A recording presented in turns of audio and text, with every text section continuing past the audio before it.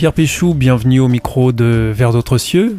Bonjour Oscar, chers auditeurs, bonjour. Merci de votre fidélité à cette émission. Je rappelle que vous êtes pasteur, chroniqueur radio, télé aussi, et vous nous accompagnez régulièrement autour de réflexions que vous tirez dans la Bible. Aujourd'hui, vous nous proposez de nous arrêter sur un texte que l'on retrouve dans l'Épître aux Hébreux, au chapitre 1, versets 1 à 2. Autrefois, Dieu a parlé à nos ancêtres à maintes reprises et de plusieurs manières par les prophètes, mais maintenant, à la fin des temps, il nous a parlé par son Fils. C'est par lui que Dieu a créé l'univers, et c'est à lui qu'il a destiné la propriété de toutes choses. Pierre Péchou, avant de commencer et de rentrer dans le vif du sujet, est-ce que vous pouvez revenir sur l'origine de ce texte ? Alors ce n'est pas sur ce texte-là, l'Épître aux Hébreux, que nous avons le plus de renseignements. Nous ne connaissons déjà pas l'auteur, même si la tradition l'attribue à Paul. On pense en général que c'est une prédication qui a été mise par écrit, ensuite envoyée à différentes églises. On la situe dans les premières dizaines d'années de notre ère, pour certains spécialistes avant les années 70, parce que le temple semble encore exister. Donc voilà. Et à qui elle est adressée ? Alors, on l'appelle l'Épître aux Hébreux. Alors c'est aussi une épître qui n'est adressée à personne, par rapport à d'autres lettres de Paul, par exemple. Mais les personnes qui reçoivent cette lettre sont des chrétiens d'origine juive, assurément, parce qu'il y a énormément de références au temple. Pour revenir à ce texte et à son contenu, ce qui est un peu étonnant, c'est quand on lit ces deux premiers versets qui démarrent d'ailleurs cet épître, on se rend compte que l'époque à laquelle a été écrit ce texte est considérée comme la fin des temps. Et ce texte, vous nous dites qu'il a été écrit dans les années 70. Oui, alors c'est ce qui motive en fait le choix de ce texte. Ça, c'est une problématique qui m'est très chère, sur laquelle je reviens régulièrement à ce micro. Qu'est-ce que Dieu pour nous aujourd'hui ? Voilà, au XXIe siècle.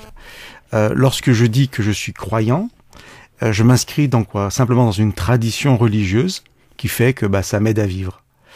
Et c'est une vision, pour moi, non chrétienne en fait, de la religion, mais que beaucoup de gens partagent. C'est-à-dire, voilà, suivant les époques, des personnes vont croire à Dieu, il existe ou il n'existe pas. Si Dieu existe, il a envoyé des prophètes à différentes époques. Alors vous avez eu Moïse, vous avez eu Jésus, vous avez eu Mohamed, et puis on peut penser aux Mormons beaucoup plus récemment avec encore un autre prophète. Et puis voilà, c'est des révélations suivant un temps donné qui servent simplement aux personnes à mieux vivre. Et moi, je refuse de m'inscrire dans cette logique-là. Alors pourquoi je choisis ce texte ? En fait, si on est attentif aux quelques paroles que vous avez lues, on nous montre simplement qu'il y a différents temps. Et le texte nous dit, voilà, autrefois, Dieu a envoyé des prophètes.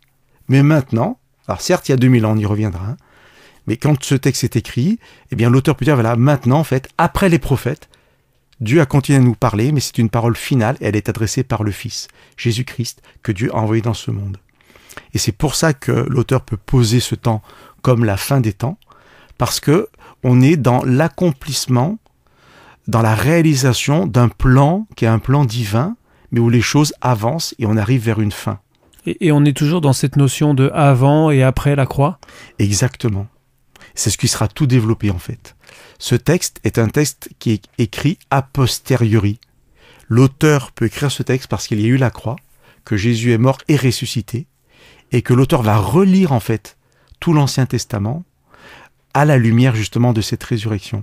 Et ce qui est très intéressant pour nous, c'est, encore une fois, je le répète, l'objet, la raison du choix de ces textes, c'est qu'on s'inscrit dans l'accomplissement d'un temps, des temps, l'accomplissement de la volonté de Dieu.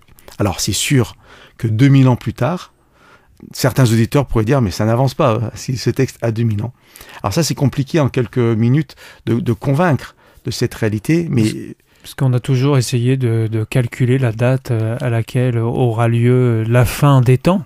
Oui, alors la fin des temps, c'est une nouvelle terre où le mal n'existe plus. Nous y croyons parce que c'est promis par Dieu. Effectivement, à échelle humaine, si on vit un siècle maximum, 2000 ans, c'est énorme. C'est 20 générations. Mais on pourrait dire aussi, ce n'est que 20 générations.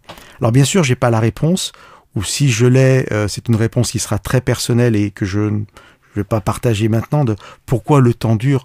Mais ce texte, il nous inscrit dans cette réalité d'un accomplissement des choses. Il y a eu un temps des prophètes, c'était avant, Et ensuite, il y a eu le temps du Fils. Et donc, après lui, c'est fini, il n'y a plus d'autres prophètes. Jésus est venu en tant que Fils pour accomplir la volonté de Dieu. Si vous aviez continué la lecture, eh bien, on aurait vu que ce Fils, en fait, il était prêtre, il était roi. Le texte dit, juste au verset suivant, il a fait la purification des péchés. Donc, il y a plein de choses qui se sont passées, qui fait qu'aujourd'hui, nous nous inscrivons, même 2000 ans après, dans cette fin des temps. Alors, concrètement, c'est vraiment une invitation à chaque auditeur à recevoir cette réalité, c'est plus qu'une promesse, cette réalité d'un temps accompli, et que même si le temps nous paraît long, Dieu est vivant, Jésus est ressuscité, et il œuvre aujourd'hui dans le ciel pour nous, comme prêtre, pour roi. Un jour, et bientôt nous l'espérons, il reviendra pour concrétiser cette fin des temps et nous offrir enfin un monde où le mal, les pleurs et la mort n'existeront plus.